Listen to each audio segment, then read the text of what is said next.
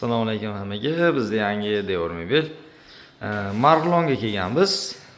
360 ga balali 270 lik yoki 280 lik joy. Xo'p, bu yerda remont tayyor edi. Orqasi arzon variant bo'lishi uchun orqasiga aboyam yopishtirib qo'yishibdi. Unda ochganda chiroyli ko'rinadi deb. Sekin ko'rsatib boraveramiz. Devor mobilimiz korpusi tayyor bo'ldi. O'rta polkali, bir tarafimiz garderob bo'lyapti, bu tarafimiz taxmon, pastdan tepaga tax ko'rpalar qo'yiladi, taxlanadi. Tepada antrisollar tayyor qoldi, ko'rsatib boraveramiz. Biz tayyor bo'ldi. Farg'ona Marlonga kelganmiz. Pekart laminatdan tayyorladik. O'rta polka, ikkita chekka. Bittasi taxmon, bittasi shkaf. Shu orqasida avoylari bor. Boshqa vakuumli, qora turbali ruchkalar.